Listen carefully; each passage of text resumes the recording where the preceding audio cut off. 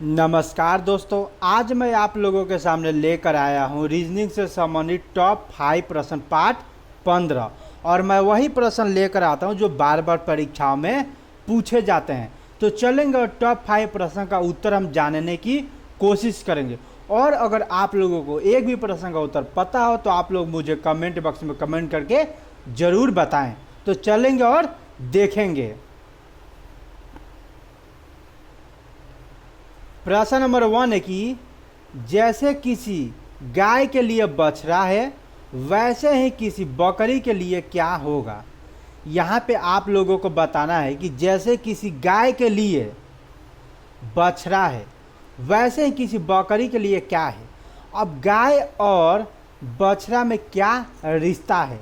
तो गाय के बच्चे को हम क्या बोलते हैं, बछड़ा बोलते हैं। गाय के बच्चे को हम क्या बोलते हैं, बछड़ा बोलते हैं। उसी प्रकार आप लोगों को बताना है कि बकरी के बच्चे को आप क्या बोलते हैं। तो बकरी के बच्चे को हम क्या बोलते हैं, मेमना बोलते हैं। बकरी के बच्चे को क्या बोलते हैं, हम मेमना बोलते हैं। तो हमारा यहाँ पर राइट आंसर हो जाएगा ऑप्शन नंबर सी। तो गाय के बच्चे को हम बछड़ा बोलते हैं और बकरी के बच्चे को हम मेमना बोलते हैं। तो मैं उम्मीद करूँगा कि ये वाला प्रश्न आप बहुत ही बढ़िया से समझ गए होंगे। अब आगे चलेंगे और देखेंगे नेक्स्ट प्रश्न क्या है। तो नेक्स्ट प्रश्न ये रहा आप लोगों के सामने, निम्नलिखित में से संबंधित शब्द चुनिए। अब यहाँ पे क्या करना है, हमें संबंधित शब्द चुनना है। जैसे यहाँ पे हमें दिया हुआ है 1 डिवाइड 2 डिवाइड 3 बराबर में 216 है। 3 डिवाइड 1 बराबर में 343 है। 4 डिवाइड 1 डिवाइड 3 डिवाइड बराबर में 512 है। तो 3 डिवाइड 1 बराबर में क्या होगा, यही हम लोगों को बताना है। तो देखो यहाँ पे ऐसा ज़रूरी नहीं है कि भाग दिया तो हमें भाग ही करना है। हो सकता है जोड़ने के बाद हमारा आंसर आ जाए, या हो सकता है गुना करने के बाद हमारा आंसर आ जाए। तो चलेंगे और सबसे पहले तो देखेंगे कि यहाँ पे हमारा 216 कैसे आएगा। तो देखो यहाँ पे दिया हुआ 1 2 और 3, यानी सबको हम जोड़ते हैं तो हमारा आता है 6। सबको जोड़ने के बाद हमारे पास आ जाता है 6। अब 6 और 216 में क्या कोई हमें रिलेशन दिख रहा है, दिख रहा है कि नहीं। तो देखो अगर हम मान लो कि 6 का क्यूब करते हैं, यानी जब आप 6 गुने 6 करते हो तो आपका 216 निकल के आ जाता है। यानी जब आप 6 से 6 में गुना करोगे तो 36 आ जाएगा, और 36 से जब आप 6 में करोगे तो आपका 216 निकल के आ जाएगा। ये तो पता चल गया कि इसमें क्या हो रहा है, क्यूब हो रहा है। अब आगे चलते हैं और देखते हैं कि इसमें क्यूब हो रहा है कि नहीं। तो 3 3 6 1 7, यहाँ पे हो गया हमारा 7। अब हम क्या करेंगे, 7 का क्यूब करेंगे, यानी 7 गुने 7 करने के बाद क्या हमारे पास 343 आ रहा है। तो चलेंगे गुना करेंगे और देखेंगे। तो देखो जब आप 7 से 7 में गुना करोगे तो 49 आ जाएगा, यानी 49।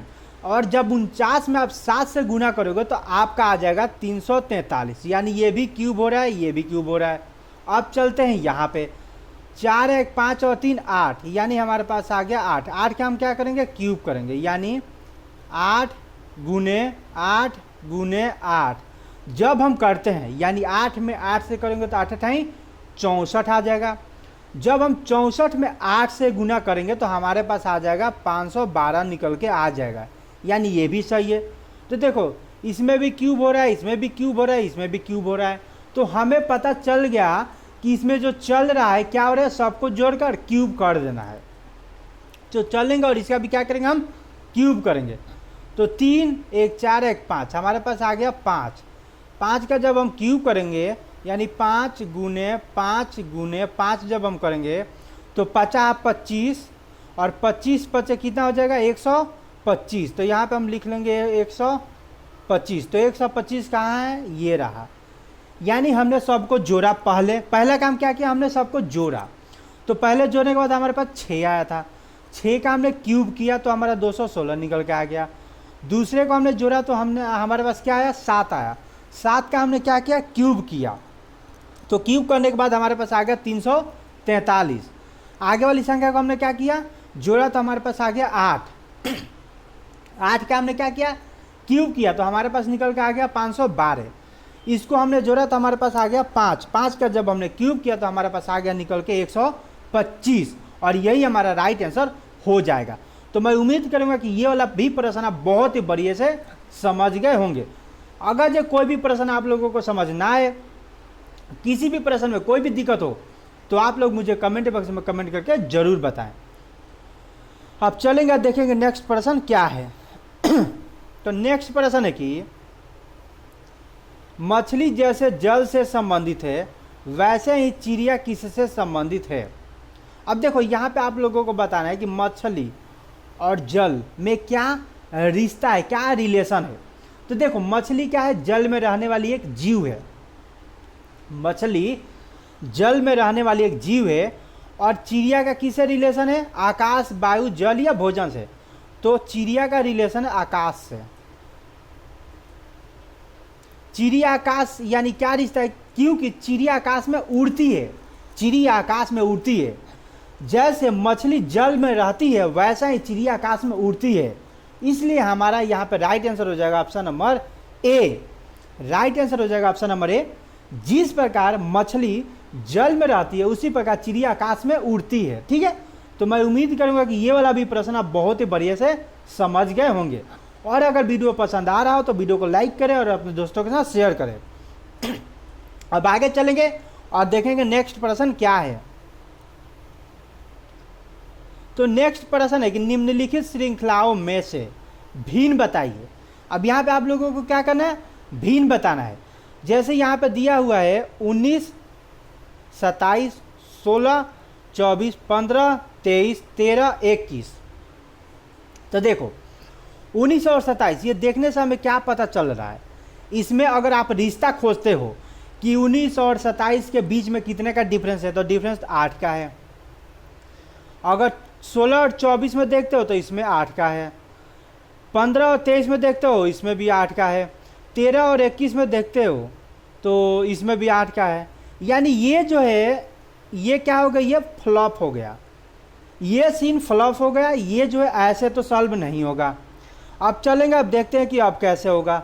अगर हम सबको जोड़ते हैं तो ये आ जाएगा 10, ये आ जाएगा 9, ये आ जाएगा 7, ये आ जाएगा 6, ये आ जाएगा 6, ये भी आ जाएगा 6, ये आ जाएगा 4, ये आ जाएगा 3, ये भी नहीं हो रहा है, इससे भी नहीं होगा। तो चलते हैं, अब देखते हैं कुछ और भी ट्राई करते हैं। तो देखो 19 और 27 ये हमें देखने से अभाज्य लग रहा है, तो मान लो इसे हम अभाज्य मान लेते हैं। ये यानी 16 और 24 क्या है, भाज्य है। 15 और 23 अभाज्य है। 13 और 21 क्या है, अभाज्य है।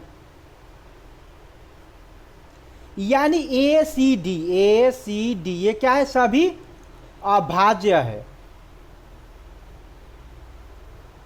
लेकिन सिर्फ बी एक ऐसी संख्या है 16 और 24 जो भाज्य है, और यही हमारा राइट आंसर हो जाएगा। देखो ए सी डी ये सभी अभाज्य है, लेकिन बी एक ऐसा ऑप्शन है जिसमें क्या है, भाज्य है, और यही हमारा राइट आंसर हो जाएगा। तो मैं उम्मीद करूंगा कि ये वाला भी प्रश्न आप बहुत ही बढ़िया से समझ गए होंगे। अब आगे चलेंगे और देखेंगे नेक्स्ट प्रश्न क्या है।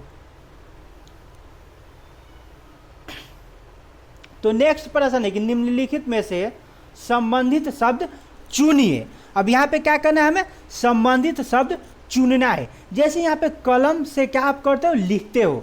कलम से आप लिखते हो, तो बंदूक से आप क्या करते हो, कलम से लिखने का ही तो काम होता है ना कुछ तो आप लिखते हो। तो कलम से अगर आप लिखने का काम करते हो तो बंदूक से आप क्या करते हो, तो बंदूक से आप गोली मारते हो, क्योंकि बंदूक में से गोली ही निकल सकता है, कुछ और तो नहीं निकलेगा ना। तो कलम से हम लिखते हैं, उसी प्रकार बंदूक से हम गोली मारते हैं। यानी राइट आंसर हो जाएगा ऑप्शन नंबर बी।